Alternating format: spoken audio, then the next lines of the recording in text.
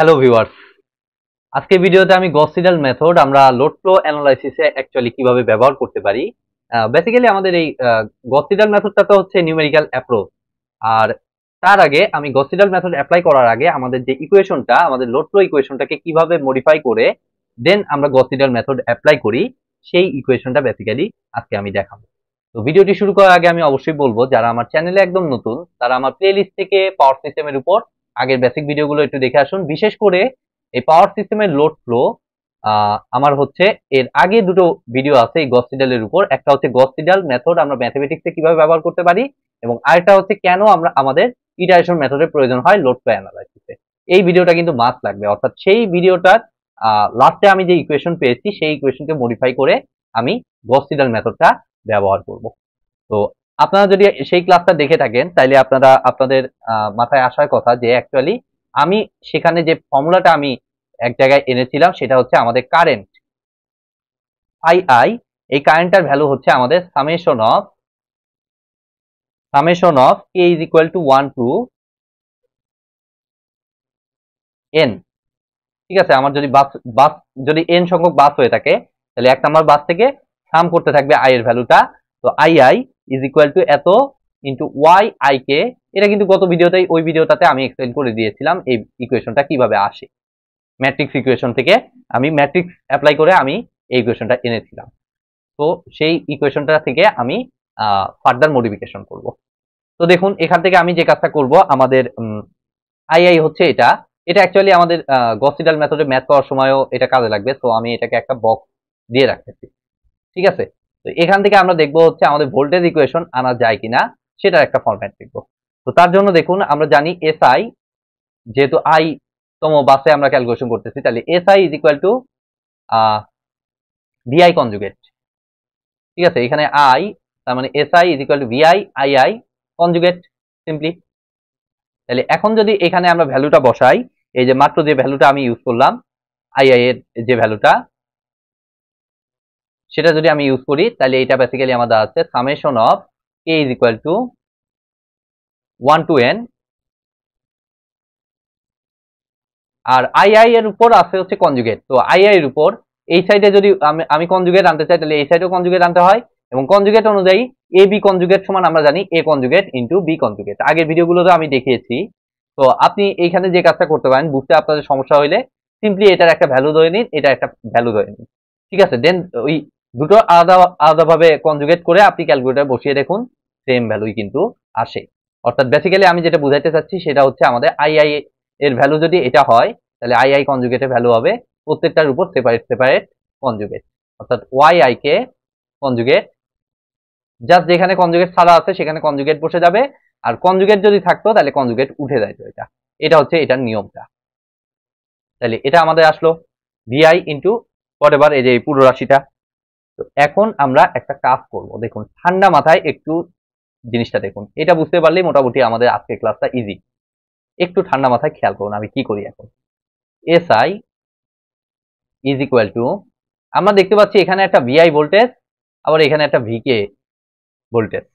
তো ভোল্টেজ দুটোই ভোল্টেজ, একটা আই একটা কে, এটা একটু ক্যালকুলেশন করাটা একটু ঝামেলার। ঠিক আছে, তো সেটার জন্য আমি যে কাজটা করব, এটাকে একটু বাইসেক্ট করার চেষ্টা করব, অর্থাৎ একটু সিম্পলিফাই করার চেষ্টা করব। তো সেটা করা যায় কিনা সেই জিনিসটা আমি ফার্স্ট অফ অল ফোকাস করব। তো দেখুন, তো আমি এই জিনিসটা মানে কি আমি এটা বলতে পারি, দেখুন তো ভিআই এর মতোই ধরুন রাখলাম,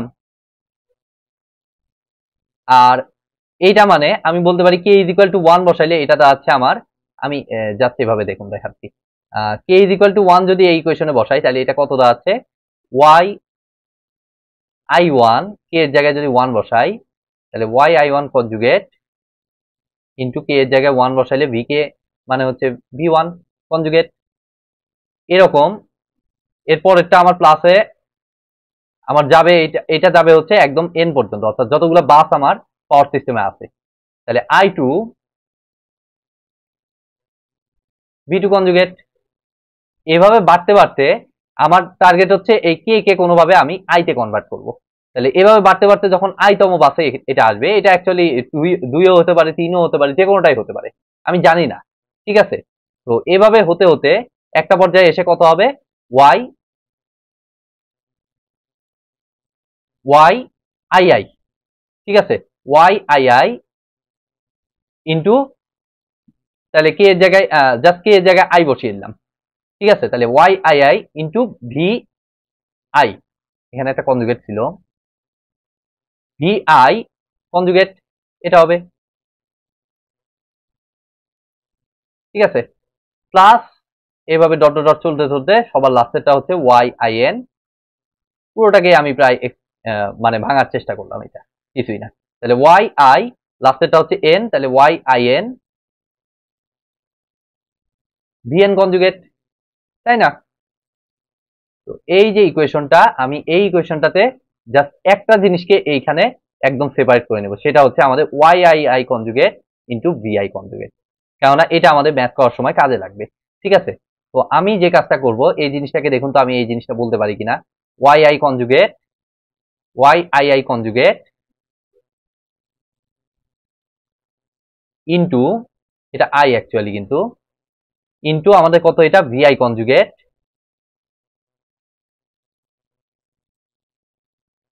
প্লাস দিয়ে দিব হচ্ছে বাদ বাকিগুলা, তাহলে বাদ বাকিগুলো আমি এরকম বড় ফরম্যাটে না রেখে আমি সামেশন ফরম্যাটেই রাখবো, ঠিক আছে, অর্থাৎ ওয়াই আই কে, দেখুন আমি কি কাজ করি এখন, Y I K V K conjugate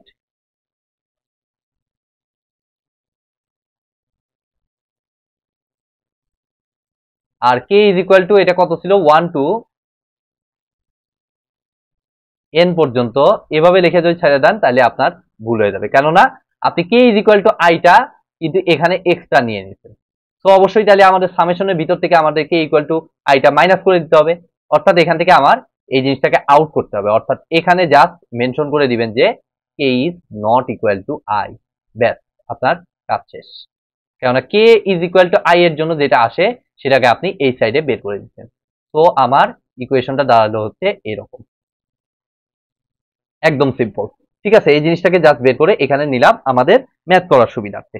তাইলে এখন দেখুন এবার আমি যে কাজটা করব, এখানে জাস্ট এই পুরো ইকুয়েশনটাকে আমি ভিআই দ্বারা ভাগ করে দিব, অর্থাৎ এসআই ডিভাইডেড বাই এই যে এই ভিআইটাতে আছে এই ভিআই দ্বারা এটাকে ভাগ করে দিব, তাহলে এটা আমার দাঁড়াচ্ছে কত, SI by VI is equal to Y I I conjugate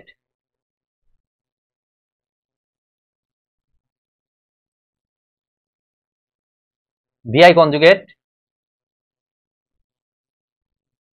plus summation of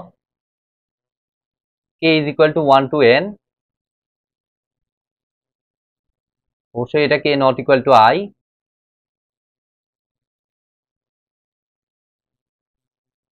K is equal to 1 to N Y I K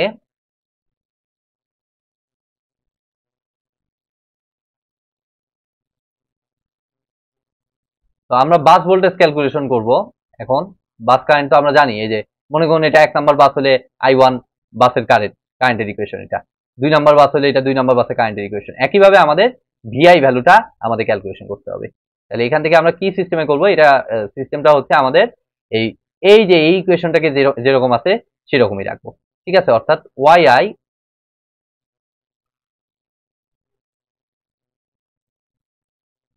conjugate into VI conjugate, এটা যদি আমি সেপারেট করি তাহলে আমার কি দাঁড়াচ্ছে ইকুয়েশনটা, সিম্পলি এটা দাঁড়াচ্ছে আমাদের এসআই বাই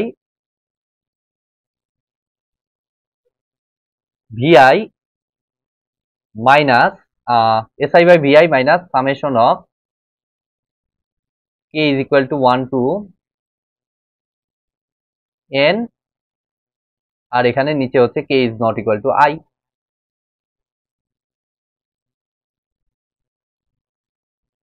আর এটা আমাদের আছে Y I K conjugate V K conjugate হয়ে গেল।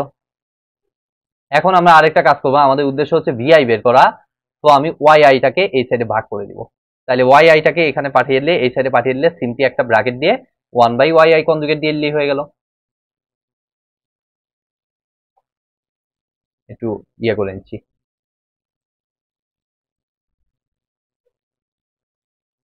এই ওয়াই আইটাকে এই সাইডে পাঠিয়ে দিলে ভাগ হয়ে যাবে অবভিয়াসলি, তাহলে ওয়াই আই আই কনজুগেট, এইটা আমরা বাস অ্যাডমিটেন্স ম্যাট্রিক্স থেকে পাবো, তো আমাদের সমস্যা নাই। Y I I I conjugate, তাহলে এই ওয়াই আই কনজুগেটটা কাটা চলে যাবে এইখান থেকে, তাই না? তো আমরা ভিআই কনজুগেট পাইলাম, এখন জাস্ট আমরা এখান থেকে ভিআইটা বের করবো। তাহলে ভিআই বের করা তো একদম ইজি। জাস্ট আমরা যে কাজটা করব, আমি এই সাইডে দেখুন বক্সে আমি দিয়ে দিচ্ছি যেটা আমার ম্যাথ করার সময় কাজে লাগবে।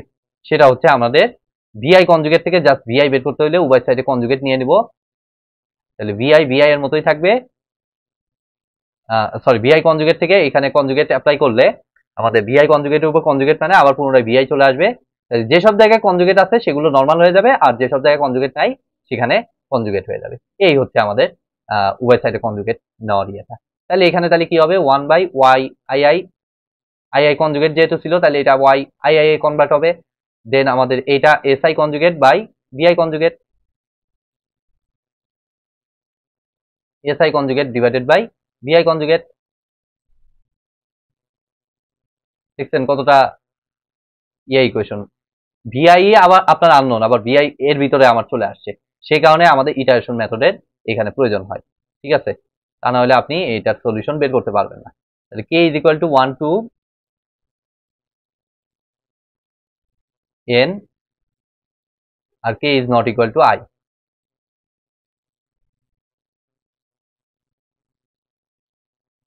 দেন হচ্ছে এটা ওয়াই আই কে এর কনজুগেটটা উঠে যাবে, তাহলে শুধু ওয়াই আই কে